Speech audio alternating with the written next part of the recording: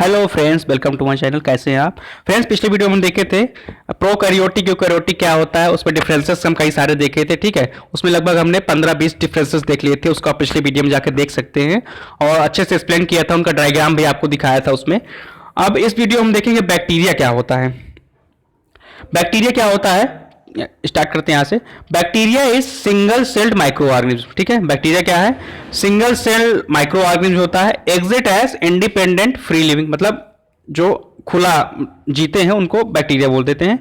As parasite dependent on another organism for life, और ये ऐसे पैरासाइट्स होते हैं जो दूसरे प्रकार के ऑर्गेनिज्म होते हैं। जैसे हमारा किसी में बैक्टीरिया लगा है तो बैक्टीरिया क्या है, जिस पे लगा हुआ उसको भी खत्म करने लगा है। ठीक है, उसको खाता रहता है।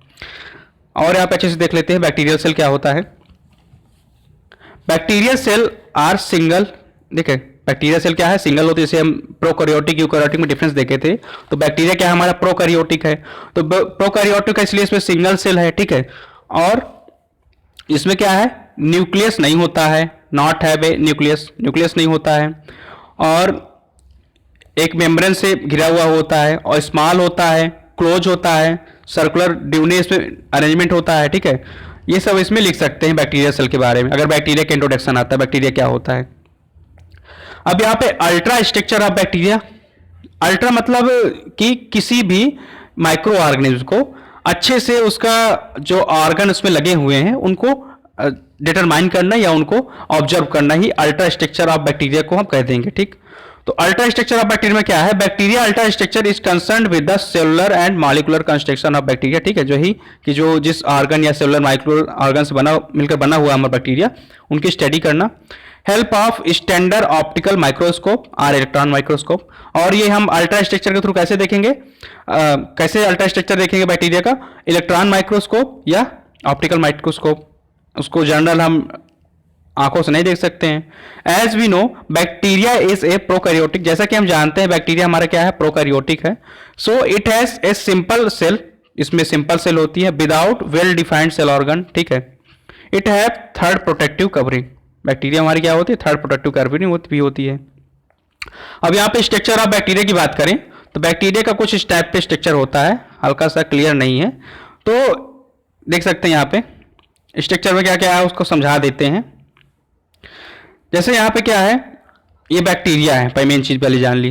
बैक्टीरिया में क्या है, यहाँ पे सेल वॉल लगा हुई है, सबसे पहली वाली लेयर इसको बोलेंगे सेल वो या आउटर मेम्ब्रेन बोल देंगे। ठीक है, आउटर मेम्ब्रेन बोल देंगे और लास्ट वाली को सेल वॉल बोलेंगे। ये आउटर मेम्ब्रेन लगी हुई है।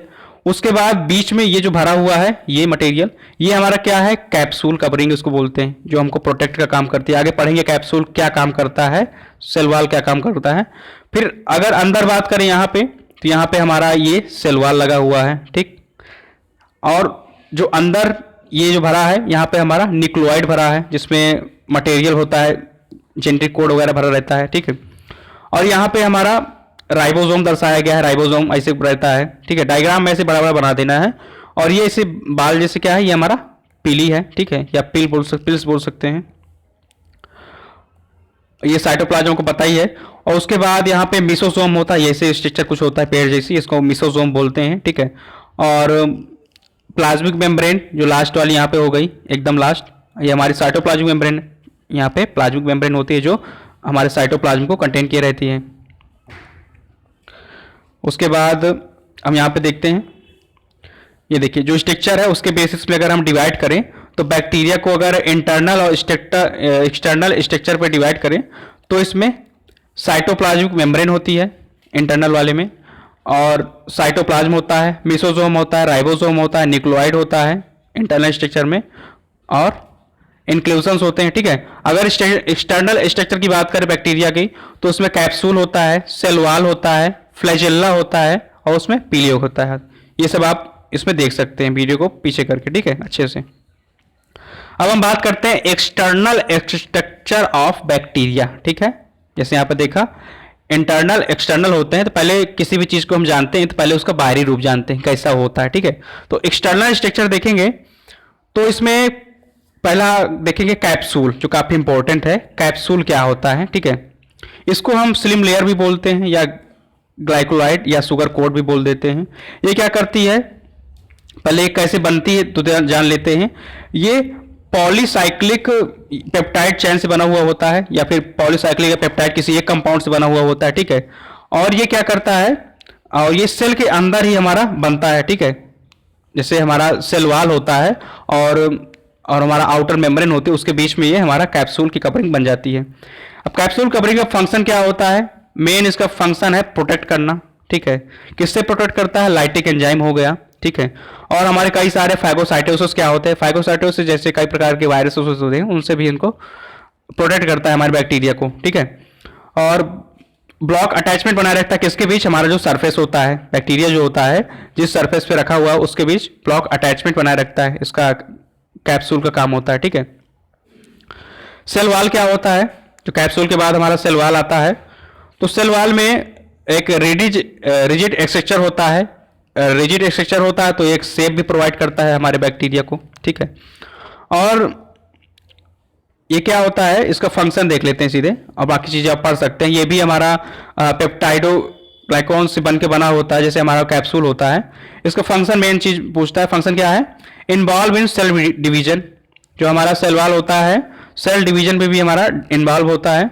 ग्रोथ प्रोवाइड करता है, शेप प्रोवाइड करता है, प्रोटेक्शन प्रोवाइड करता है, सपोर्टिंग लेयर होती है, ठीक है। और हार्मफुल इन्वायरमेंट को या हार्मफुल इन्वायरमेंट से हमको प्रोटेक्ट करती है। ये हमारा फंक्शन हो गया। अब आता है फ्लैजेल्ला। फ्लैजेल्ला देखे होंगे जो अभी स्ट्रक्चर में डिफाइन किए थे, तो उसमें फ्लैजेल्ला जो ऐसे पोस्ट जैसे बना हुआ होता है उसको हम फ्लैजेल्ला बोलते हैं। फ्लैजेल्ला क्या होता है, long cylinder thin hair like cytoplasmic appendage, ठीक है।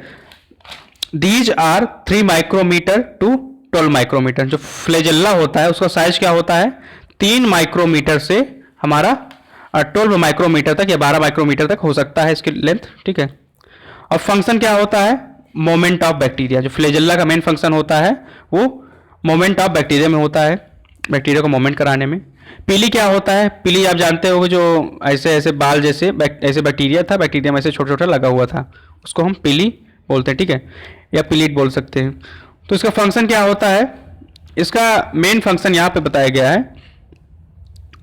यहाँ पे joint bacterial cell during conjugation for transfer DNA, मतलब जो पीली का मेन इन्वॉल्वमेंट होता है तो हमारा जेनेटिक कोड को ट्रांसफर करने में होता है, ठीक है। और ये बना किससे होता है, ये हमारा जो प्रोटीन होता है एक पिलीन नामक, जो पिलीन नाम का एक प्रोटीन होता है उससे हमारा पिली बना हुआ होता है। और इसको आप अच्छे से पढ़ सकते हैं पीडीएफ डाउनलोड करके, इस वीडियो के इस यूनिट के लास्ट पार्ट में होगा। इंटरनल स्ट्रक्चर की बात करें हम बैक्टीरिया की, तो बैक्टीरिया के इंटरनल स्ट्रक्चर में क्या क्या होता है वो सब देख लेते हैं अंदर। तो बैक्टीरिया का इंटरनल स्ट्रक्चर देखें तो पहला होता है साइटोप्लाज्मिक मेम्ब्रेन। साइटोप्लाज्मिक मेम्ब्रेन क्या होता है, जो प्लाज्मा को कवर किए रहता है, ठीक है। It is a thin layer lining inner surface of cell wall and separating it from cytoplasm. जो साइटोप्लाज्मिक मेम्ब्रेन होती है तो हमारा जो सेल वॉल होता है उससे अलग होती है। और सेल वॉल के जैसे हमारा यहाँ पे समझ लेते हैं, जैसे यहाँ पे हमारा सेल वो साइटोप्लाज्म भरा हुआ होता है। साइटोप्लाज्म क्या होता है, एक सेमी लिक्विड टाइप का मटेरियल होता है, और यहाँ पे हमारे मान लीजिए सेल वॉल लगी हुई है, ठीक है। तो इस साइटोप्लाज्म को कवर करके ये मुलायम मुलायम एक परत होती है, इसे हम बोलेंगे साइटोप्लाज्मिक मेम्ब्रेन। समझ गए होंगे आप, और इसके बारे में पढ़ सकते हैं। इसका मेन फंक्शन क्या होता है साइटोप्लाज्मिक मेम्ब्रेन का, बाकी आप पढ़ सकते हैं इसमें। Maintain intracellular osmotic pressure. Cytoplasmic का मेम्ब्रेन का काम क्या होता है, जो हमारा साइटोप्लाज्म भरा होता है उसमें ऑस्मैटिक प्रेशर, मतलब एक तरह सभी जगह फैला हुआ हो, उस टाइप का प्रेशर जो है मेंटेन करता है हमारा साइटोप्लाज्मिक मेम्ब्रेन, ठीक है। अब यहाँ पे साइटोप्लाज्म क्या होता है, cytoplasm it is non homogeneous thick aqueous semi transparent suspension of organic and inorganic substance, ठीक है, समझ गए होंगे।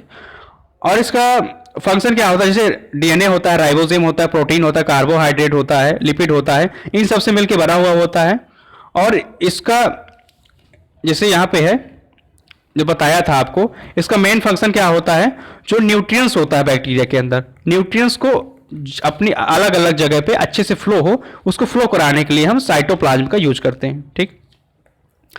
अगला टॉपिक राइबोसोम क्या होता है। जैसे राइबोसोम जानते हैं कि प्रोकैरियोटिक में 70S होता है और यूकैरियोटिक में 80S होता है। तो राइबोसोम होता क्या है, तो it is translate the genetic code from the molecular language to nucleic acid. ठीक है, बहुत इंपॉर्टेंट रोल होता है, चाहे आदमी हो, चाहे जानवर हो, चाहे बैक्टीरिया जो हो। ठीक है, राइबोसोम क्या होता है कि इसमें जो जेनेटिक कोड हमारा होता है, जो हमारा मॉलिकुलर लैंग्वेज में होता है, उसको न्यूक्लिक एसिड में बदल देता है। ठीक है, एमिनो एसिड के फॉर्म में या न्यूक्लिक एसिड में बदल देता है। और bacterial ribosome are similar to eukaryotic cell and have different composition and molecular structure. जैसे उसमें 70s 80s वही डिफरेंट बता दिया है। फंक्शन क्या होता है राइबोसोम का, ribosome function as work bench for protein synthesis. जब हमारा मॉलिकुलर जेनेटिक इंफॉर्मेशन को चेंज करके हमारा न्यूक्लिक एसिड बदल जाता है, तो न्यूक्लिक एसिड हमारा प्रोटीन सिंथेसिस में हेल्प कर देता है। ठीक है, receive and translate genetic instruction, और जो जेनेटिक इंफॉर्मेशन होती है उसको ट्रांसफर करता है, जो आपको पता ही होगा, बता दिया अभी। अब आता है आगे मिसोसोम क्या होता है। मिसोसोम क्या होता है, जो यहाँ पे पेड़ जैसे बना हुआ था साइड में ऊपर देखे थे हम बैक्टीरिया में। ठीक है, तो उसमें मिसोसोम क्या होता है, लार्ज इरेगुलर कोवैल्यूएटेड, ठीक है, और साइटोप्लाज्मिक मेम्ब्रेन होती है जिसको मिसोसोम कहते हैं। इसका फंक्शन क्या होता है मिसोसोम का, जो हमारी जानकारी के लिए जरूरी है। तो septal mesosome participate in DNA replication. जो मिसोसोम होता है डीएनए रेप्लिकेशन में पार्टिसिपेट करते हैं, और जो नॉन सेप्टल मिसोसोम होते हैं वो सेक्रेशन में हमारा इन्वॉल्व होते हैं। तो हमने मिसोसोम जान लिया, मिसोसोम का फंक्शन जान लिया। पांचवा आता है न्यूक्लियर बॉडी या न्यूक्लियोइड, काफी इंपॉर्टेंट है ये। ठीक है, इसमें न्यूक्लियस नहीं होता, न्यूक्लियस और न्यूक्लियोइड में अंतर है। क्या है न्यूक्लियोइड हमारे या nucleus body, nuclear region nucleoid contain single long chain molecular of double standard DNA bacterial chromosome. ठीक है, डबल स्टैंडर्ड डीएनए जो बैक्टीरियल क्रोमोसोम होता है उसको कंटेन किया रहता है ये। ठीक है, फंक्शन क्या होता है हमारा न्यूक्लियस रीजन का या न्यूक्लियोइड का, कंटेंट जेनेटिक इंफॉर्मेशन, चूंकि डीएनए में क्रोमोसोम से जानते हैं जेनेटिक इंफॉर्मेशन कंटेंट किया रहता है, तो जेनेटिक इंफॉर्मेशन कंटेंट किया रहता है ऑफ बैक्टीरियल सेल की। It is also responsible for replication process, और रेप्लिकेशन प्रोसेस में चूंकि अब ये जेनेटिक इंफॉर्मेशन कंटेंट किए हैं, जेनेटिक इंफॉर्मेशन का ट्रांसफर करेगा, तो हमारा जायज सी बात है कि रेप्लिकेशन प्रोसेस में हमारा हेल्प करेगा, एक से अनेक होना। ठीक, और एक आपने कभी सुना ना होगा इनक्लोजन क्या होता है।